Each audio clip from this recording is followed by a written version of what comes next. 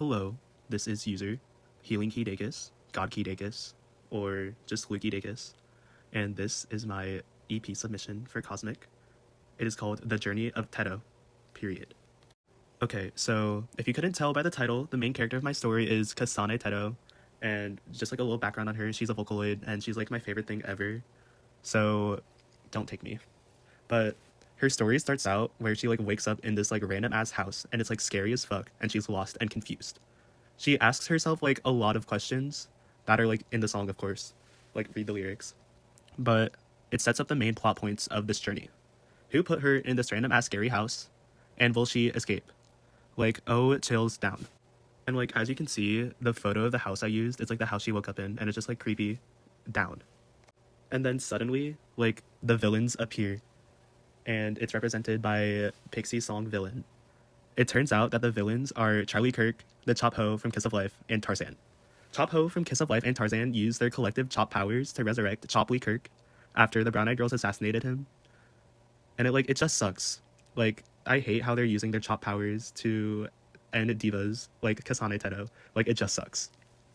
Since they're delusional as fuck and chopped as fuck, they see themselves as like the savior, which is like represented in the lyrics where Pixie calls themselves saviors and they're villains. And they think that trapping Teto in this like creepy ass weird ass house is like good.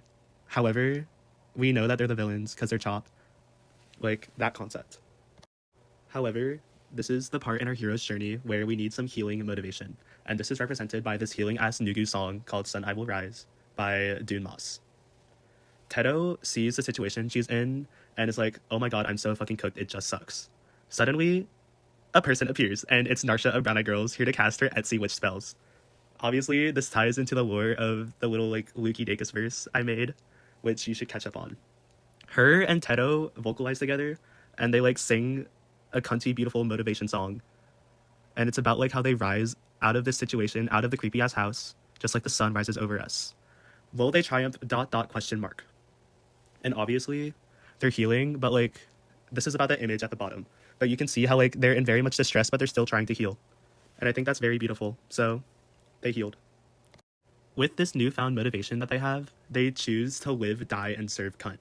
And that is to The Boots by Gugudan, like period. So like Teto and Narsha start to heal after singing their beautiful ballad, and they realize that the only way to end the Chop Hos is to bring back the system that ended the Chop Hos in the first place. So we revive the Glam Girl government from the Luki Dakis verse, but like only temporarily, so it's like not like an entire story again.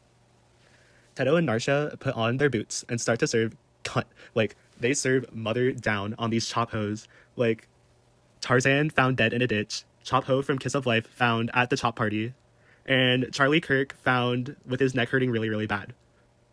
And it's like so mother to the point that it expels their evil spirits out of the Haas. Like, yes, period.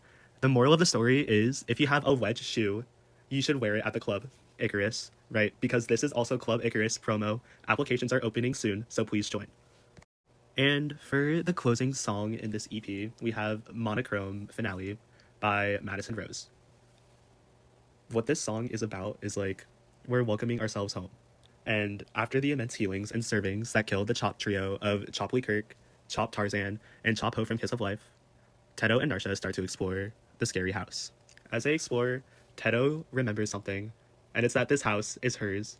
It's giving very much like the Chop Hos destroyed her house because they're mean and weird for no reason, and they hate to see a bitch serve. So it is now Teto's mission to fix her house.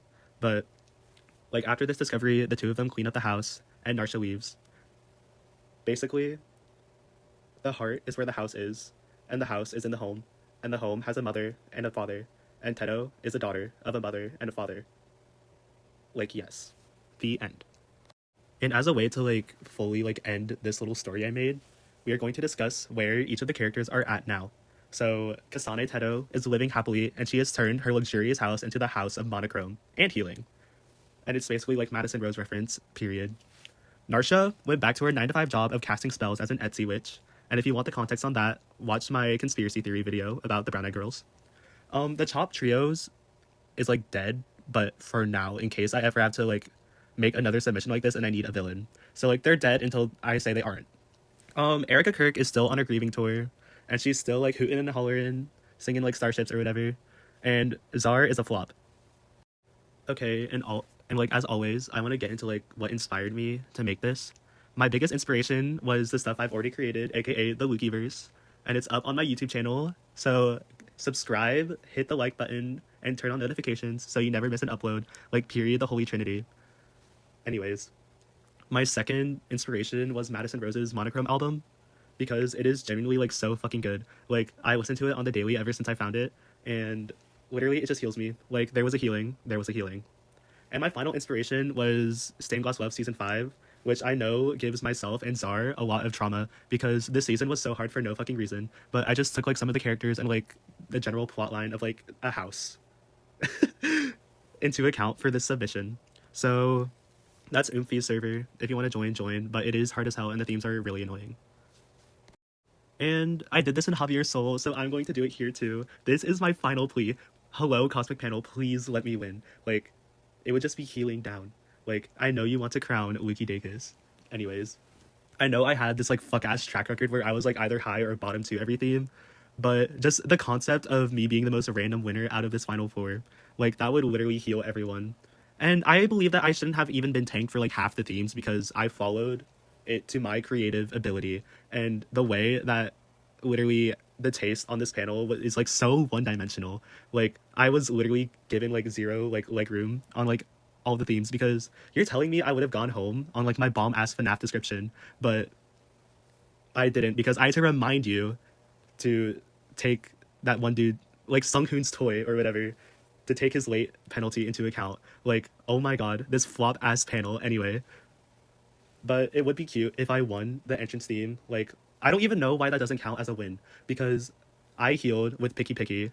But anyway, just the concept of me winning the first and last themes of the season and those being my only wins would be so funny. So I think we should explore that idea.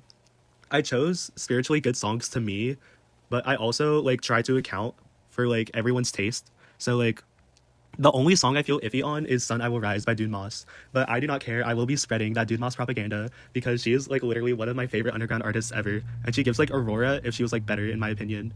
Well, I wouldn't say that, but she does give Aurora down, so get ready for the most healing vocals you'll ever hear.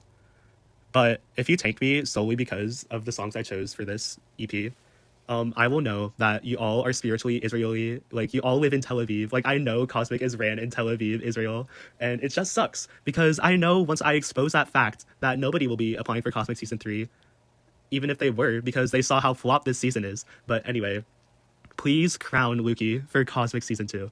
Like, look at how good that crown looks on Jinsel's, or fuck. Look at how good that crown looks on Heejin's head, and look at how good the little, like, X marks on the other 3 look. Like, it would just heal everyone. So it's time to crown me as the winner.